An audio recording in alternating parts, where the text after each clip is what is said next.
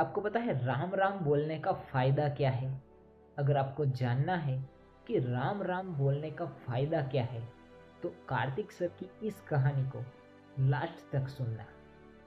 किसी ने बड़े कमाल की बात कही है कि 100 गुना बढ़ जाती है खूबसूरती महज मुस्कुराने से, फिर भी लोग बाज नहीं बहुत आते ही खूबसूरत हमेशा कहानी। मुंह फुलाने से।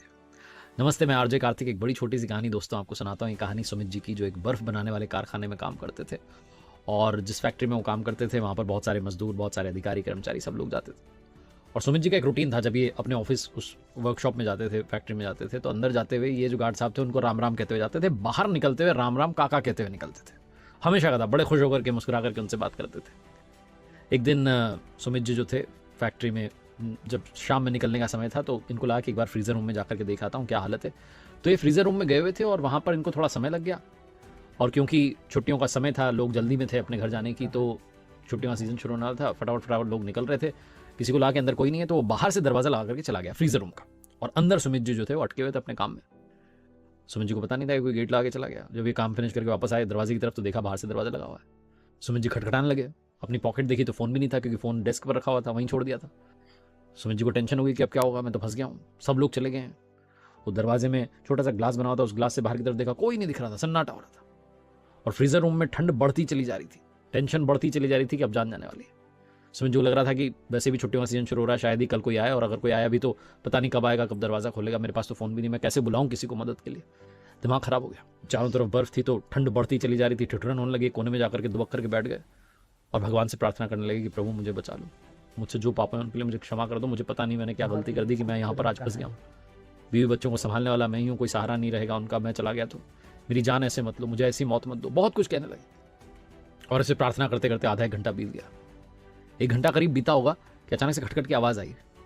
अब इनके अंदर इतनी भी हिम्मत नहीं थी कि जाकर के देखें दरवाजे पर कौन है। दरवाज़ा खुला और गार्ड साहब अंदर चले आए। सर जी आवाज़ दे रहे थे। गार्ड साहब ने देखा अंदर, तो कोने में दुबक करके सुमित जी बैठे हुए थे। ठंड के मारे जान जा रही थी। बिना देरी के गार्ड साहब इनको बाहर लेकर के आया, हीटर के पास में बैठाया। और थोड़ी देर बाद जब सुमित जी की जान में जान आई, सांस में सांस आई, तब पूछा गार्ड साहब ने कि साहब आप कैसे फंस गए थे। सुमित जी ने कहा वो तो मैं फ्रीजर रूम में कुछ देखने के लिए गया था, किसी ने बाहर से दरवाजा लगा दिया। पर आप मुझे बताओ कि आपको कैसे पता चला कि मैं अंदर हूँ। यहाँ तो इतने सारे लोग आते हैं, आपको कैसे पता चला कि मैं अंदर हूँ और आप मुझे ढूंढते ढूंढते चले आए। गार्ड साहब कहने लगे कि अरे साहब, आप ही तो जो इतने प्यार से बात करते हो, कुछ ही लोग हैं यहाँ पर जो मुझसे ढंग से बात करते हैं, वरना सब लोग नज़रअंदाज करके, इग्नोर करके चले जाते हैं। आप आते हो सुबह सुबह तो राम राम कहते हो, जाते हो तो राम राम काका कहते हो। आज सुबह का राम राम तो मैंने सुन लिया था, जाते हुए का राम राम काका नहीं सुना था। मैं उसी का इंतजार कर रहा था। मुझे लगा शायद आप किसी काम में अटके हो, बहुत देर हो गई, तो मुझे लगा कोई अनहोनी ना हो गई हो, तो मैं अंदर कारखाने में देखना चला आया। आप कहीं दिखे नहीं, आपके डेस्क पर फ़ोन रखा हुआ था, इसका मतलब आप अंदर ही हो। मैं आपको ढूंढता रहा, फिर मुझे लगा कोई बड़ी बात तो नहीं हो गई, इसलिए मैं फ्रीज़र रूम की तरफ चला आया।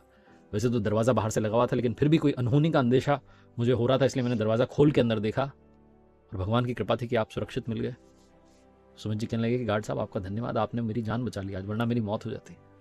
बहुत ही गार्ड साहब हंस के खूबसूरत कहने लगे नहीं नहीं, कहानी। मैंने जान नहीं बचाई, वो तो राम राम कहते हो ना आप, राम जी ने आपकी जान बचाई है। बहुत छोटी सी कहानी है, जिसका सार ये कहता है कि नमस्कार करना, राम राम कहना, अभिवादन करना सबका बहुत इंपॉर्टेंट है। आपको नहीं पता कौन आदमी कब आपके काम आएगा, और राम राम कह रहे हो, प्रभु का नाम ले रहे हो, तो प्रभु तो आपकी रक्षा कर ही लेंगे। अभिवादन करना, ग्रीटिंग जो है बहुत इंपॉर्टेंट है लाइफ में। हम में से कई लोगों को ऐसा लगता है कि तो मुझसे छोटा है, इससे बात करके मेरा क्या फ़ायदा होगा, इग्नोर करके आगे बढ़ जाते हैं, अपने आप को हम सुपीरियर समझते हैं। हम भूल जाते हैं कि सब लोग जो हैं एक जैसे ही हैं, हम सब उनकी संतान हैं। आपस में प्रेम रखिए, अपनों से नीचे वाले का भी ख्याल रखिए, क्योंकि जब आप सबका ख्याल रखते हैं तो ऊपर वाला हम सबका ख्याल रखता है। प्रभु हम सबको संभाल लेते हैं। एक बार फिर से वही बात जो अक्सर आपसे कहता हूँ, कर दिखाओ।